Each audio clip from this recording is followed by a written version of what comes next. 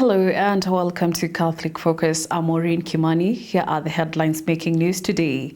More than 4,000 boys from across the Archdiocese of Nairobi gathered at St. Mary's Musongari for the annual Bacon Boys Mars, an initiative by Caritas Nairobi aimed at empowering the boy child through character formation, faith and leadership. The event, held under the theme Building Character, Inspiring Excellence, was presided over by Right Reverend David Kamau, Auxiliary Bishop of Nairobi, who challenged the young people to embrace Christian values, discipline and integrity as the foundation for responsible leadership and a brighter future. Take a listen. I'd like to congratulate you. You know, you are great people. The way you have come, you are great people. Can you say that? We are great people. Let nobody belittle you because you are great people. The fact that you are here, you are great people. La pili, ningetaka kuwapa hongera and to congratulate wazee wetu CMA na wote ambao wanawasaidia. Because when I look all of you, I see a moderator here, our CMA. I see hata padre yuko hapa. For us to achieve that, we need to live a dignified life. A dignified life. And how are we going to live a dignified life? Make sure that you shield that dignity. You shield that dignity. And one of the many ways of shielding that dignity, just live your sacramental life. Uishi maisha ya sakramenti. Maisha ya sakramenti. Jambo la pili, don't allow anyone to transverse within that world, that beautiful world, that clean world that God gave us. We therefore want every Beacon boy to become a light to his family, in school, in the parish, and even in the community. We are the agents of change, and the change we want to see in the young people, in the boys, it will start with us. I see also Askofu yuko hapa. Bacon boys! Bacon boys! Bacon boys! Bacon boys! Bacon boys! The Friends Church has condemned the growing incidents of political violence and goonism in the country, calling for unity, integrity, discipline and peaceful coexistence among Kenyans. The church has warned that unless the rising political tensions are addressed early, the country risks social instability ahead of the 2027 general election. Sehemu ambazo tumefikia kama Kenya kwa wakati huu, kuna mambo yameanza kutokea, watu wanazungumza kwa ndimi vibaya. There is another spirit of goonism. We were very clear about this. And our church as Quakers, which has a desk at the United Nations, we are known for peace. And the next elections are coming next year. We believe that if this is not curbed early, we might have a problem in the next elections coming in the 2027. And therefore the government must deal with it firmly without compromising. Because that spirit, lazima tuikemee. The Quaker Church remains non-partisan when it comes to politics. We did not go there for either two or one. We remain neutral. Because we know kila mtu hapa ako na mawazo yake, si ni kweli? So utapata nafasi ya kuchagua yule unayotaka kulingana na yale ametenda ama sera zake zenyewe zitaweza kufanya kazi wakati huo. Kwa hivyo we call for the unity of the country, with unity in our families, as we pray for this country to stabilize and move forward. Because when there is peace, then we can be able to hold such conferences very peacefully. Moving on, county governments have been urged to prioritize the fight against gender-based violence by setting aside dedicated funding for prevention, survivor support, and response services. Stakeholders say stronger investment in health, gender, and justice systems is critical to improving access to care and ensuring survivors receive timely support. Here is the full report. Stakeholders from the health, gender, and sports sectors are calling on county governments to establish dedicated budget lines for gender-based violence programs in their county integrated development plans, annual development plans, and annual budgets. They say adequate funding is essential to strengthen prevention efforts, improve coordination among agencies, and ensure survivors have access to comprehensive support services. According to Dorothy Juma, from the Access to Medicine platform, county departments of finance, health, and gender should allocate sufficient resources to gender-based violence prevention, survivor care, and the coordination of response mechanisms. Saa zingine kesi inatupiliwa nje ama inakuwa na delay kwa sababu forensic lab iko Kisumu peke yake.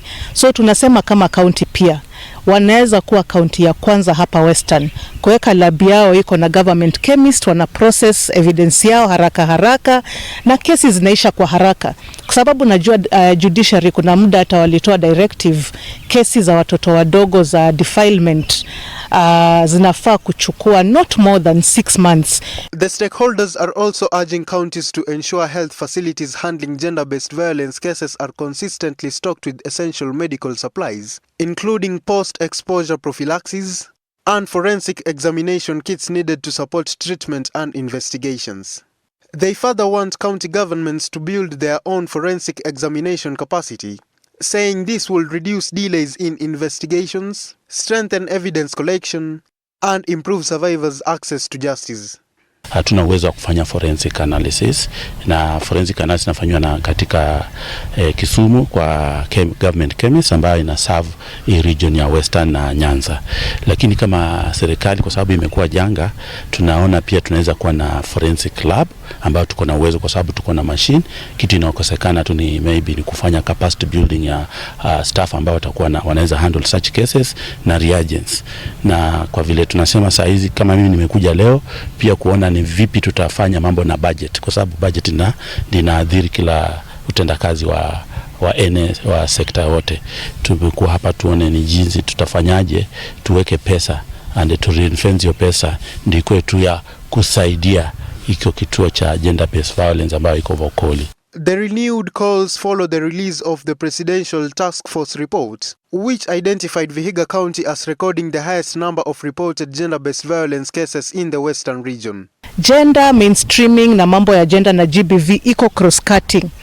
What if department zote katika hizi county zetu zote zinaweza kuwa zina contribute kwenye hii kiti ya gender GBV fund? So for counties to put a rescue center, they have to put resources to ensure that the rescue center is actually operationalized and it's actually functional. Isilete hawa survivors madhara mengine in addition to ile dhuluma ambayo wamepitia. Mid-term review ya CIDP tumetengeneza budget ambayo sasa itakuwa ikitumika kuwalisha wale watoto.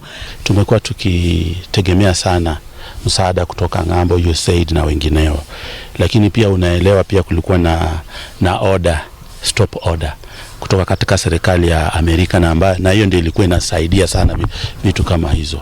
Na sasa hizi tumeanza kuengage ile mambo tunasema G2G, government to government. Reporting for Catholic Focus, Capuchin TV, I'm Larry Gonzaga. In other news, the Nakuru County Teaching and Referral Hospital has launched a campaign to boost exclusive breastfeeding among mothers, with health officials targeting an increase in breastfeeding rates from the 60% to at least 75%.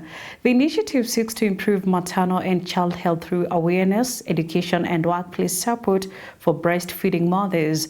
Our reporter has more.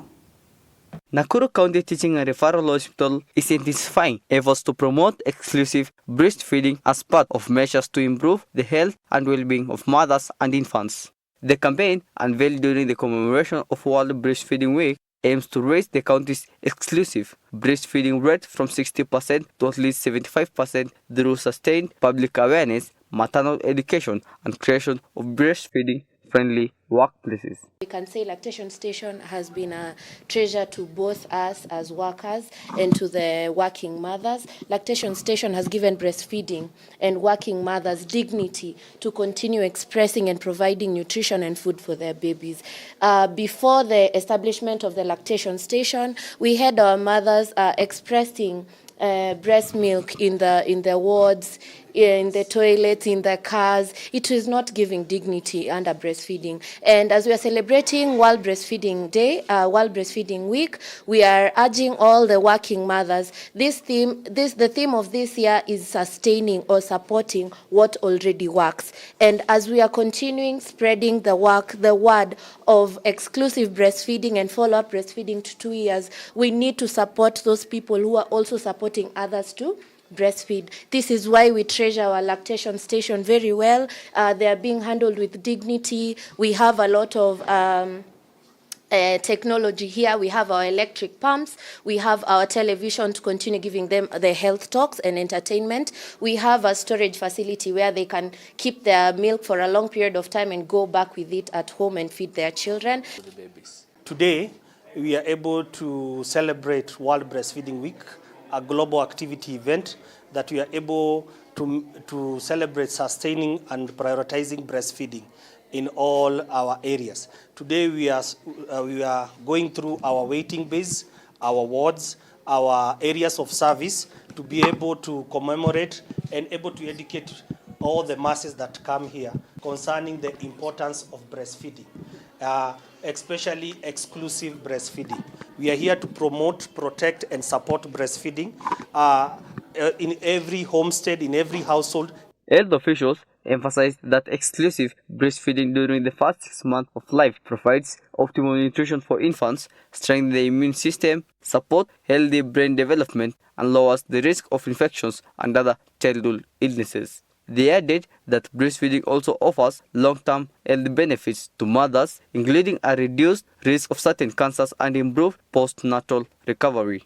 We reiterate that all mothers should do exclusive breastfeeding, should not include even water or even herbs or even infant formula. Infant formula should only be given when medically indicated.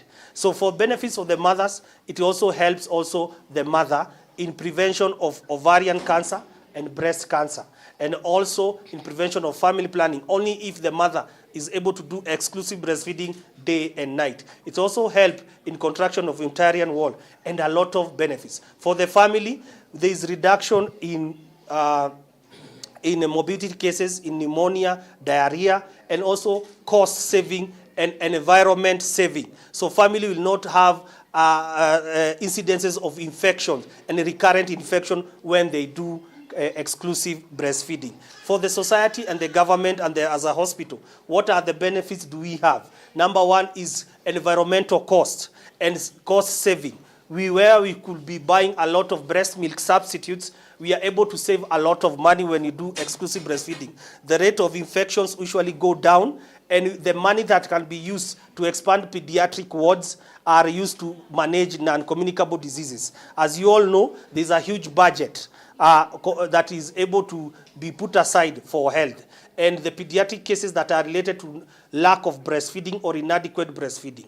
Common breastfeeding problems, we urge all mothers to use the primary health care settings that we have in Nakuru County to be able to, whenever you have a problem with breastfeeding, visit the nearest CHP or the nearest dispensary. They'll able to promote and support you to do exclusive breastfeeding. Health officials are now calling on employers, families, and community to create supportive environment that enable mothers to exclusively breastfeed, noting that collective action is essential to improving child nutrition and giving every child a healthy start in life. Reporting for Catholic Focus, Capuchin TV, I am Domenico Sawetu. And that brings us to the end of Catholic Focus. Thank you for joining us and for making Capuchin TV part of your day. I'm Maureen Kimani. May God bless you. See you next time.